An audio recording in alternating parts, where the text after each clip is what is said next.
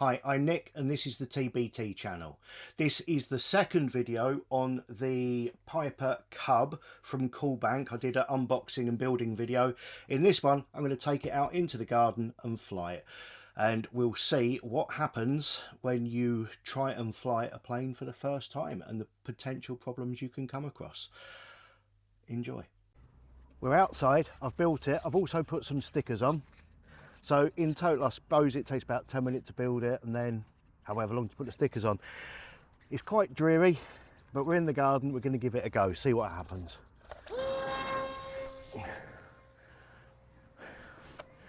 Oh, again, it's up.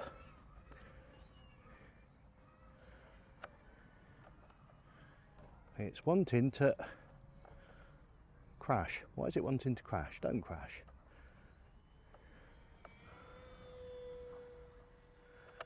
It's feeling a little tail heavy.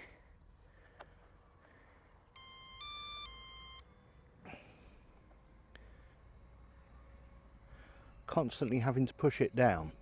So that'll be a centre of gravity issue.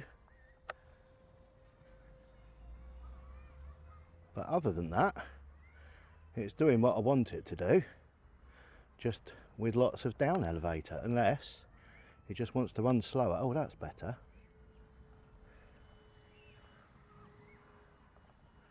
Turn your bugger. Just put the dual rates up.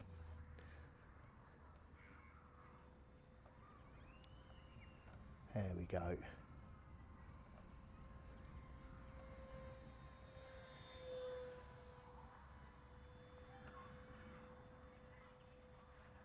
Right, I'm going to bring it into land and we'll try it again with some weight added to the nose.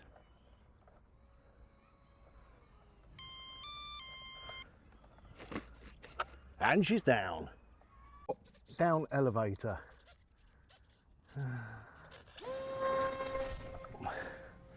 Oh, yeah, okay, that's better. It was just a trim issue.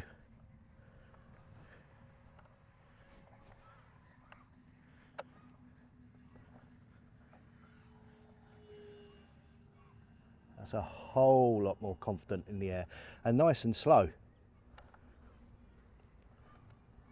About 50% throttle.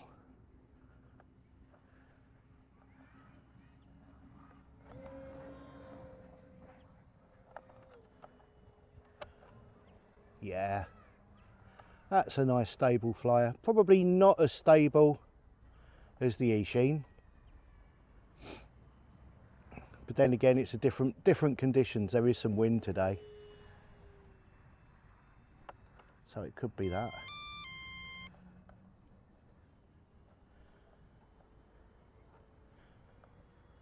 You can see is at the bottom of the garden it's having a little twitch as it's just crossing across the wind, and I'm flying it in a small space, so you know it's quite a big plane for such a small space. Yeah, definitely windy out over the field.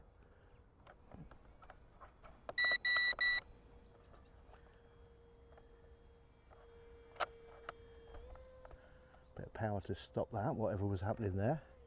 Again, it'll be a wind issue.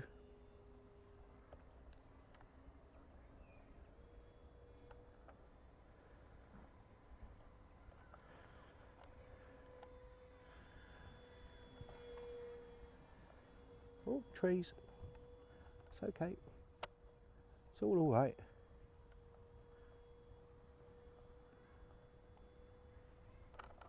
I thought it was going the opposite direction then. Having it all one colour and no lights doesn't help so much.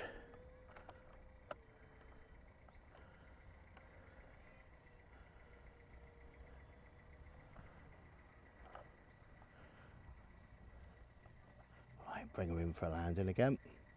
From quite a way out. Oh, there's the wind. And slow.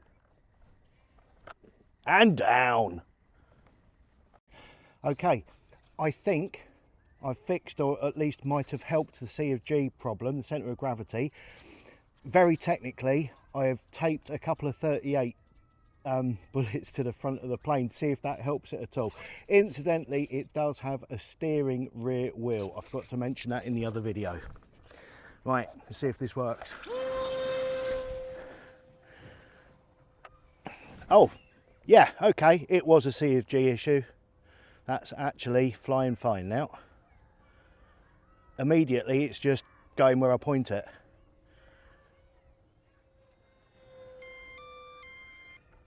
Can only go till it goes beep, beep, beep another time, because this is still the same battery and I don't want to risk it.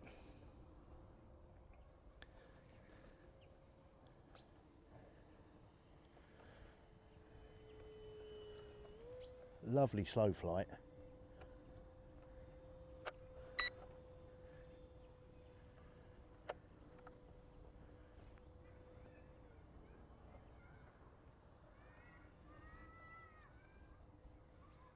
Yeah, that's much more nicely behaved now.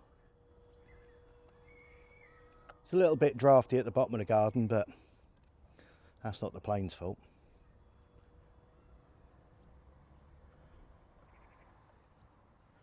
Just there, you see it giving it twitches. And if I go over the height of the Leyland eye trees to my left. Right, that's the second beep, so I better bring her into land. See if I can actually hit the landing strip this time. Such as it is. Do need a tarmac one. No. And she's down. And I'm back in the room.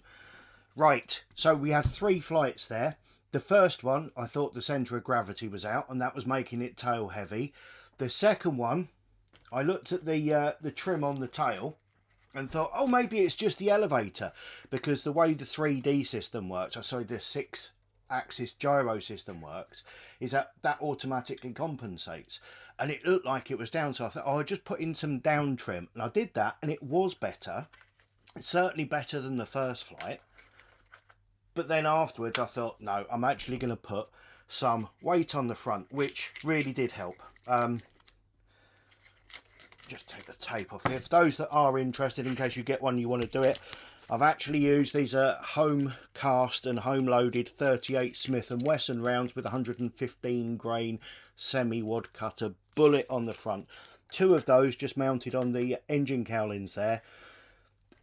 If anything, I think it made the plane a little heavy. It certainly felt more sluggish, but it was a lot more stable in the air. So there is going to be some work needed with this one to get it to fly as well as the others. Darth is going to be going in there, or at least he was going to be going in there, but now I've got him. He's supposedly the right scale, and he doesn't look too bad stood next to it. But the seat looks a little small, and I might have to cut his legs off at the knee to make him fit, so I'll have a look at that, or I might find somebody that I don't care so much about. Maybe Boba Fett. Who likes Boba Fett? No one.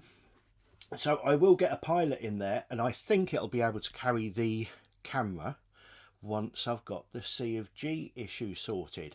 So this was €91, which is, what's that in pounds? 80 quid, just under 80 quid. How does it compare to the others I've flown? It's slower, or at least I was trying to fly it slower. That's the point of a high wing trainer to me. I want to fly them slower. So because I was flying it slower, because the centre of gravity isn't actually right yet, I don't think it's easy to fly as the Spitfire, which was cheaper. The Spitfire was cheaper than this one. It's also a heck of a lot faster, and it looks awesome as well, but it's much, much smaller. And I wouldn't have dreamt of trying to fly this on a day with the wind we have outside at the moment. So that's another thing. I can't really give a direct comparison till I take them all to the field in the same day and fly them, which is going to be a trip to the field, not the garden, because you can't really do much in the garden because I'm so restricted on space. It's always just turn back and turn and back. So that's what I need to do. It's certainly worth the money. It looks fantastic. As you probably saw, I've had several hard landings with this. In fact, all of these planes that I've got here, they've all hit the ground hard on numerous occasions. And this poor little bugger, he's flown into trees numerous times. He's flown into walls. It's indestructible. Flying this is roughly the same as flying that, which shouldn't be a surprise because it's a high wing trainer, but neither of them feel as planted as the Spitfire. and the Spitfire isn't quite as good as the P51 brushless version. So that's the conclusion for today, which sadly isn't that enlightening. But what I need to do is load up a car with several planes on a nice calm day, take them all to the field and just fly stuff around and tell you what I think of them. Everything I've shown so far, helicopters and planes, to this date has been under £100. Keep watching the videos because we're going to be giving away a plane before Christmas. There's going to be a competition, a free to enter competition to win a plane. There's already competitions to win other stuff already on this channel. If you haven't seen it, find it. The details of how to enter are there, and we have a couple more coming up before Christmas. Thank you very much for watching. Please like, subscribe, hit notifications so I can keep on with this ridiculousness. I'll see you all again soon. Thank you. Goodbye.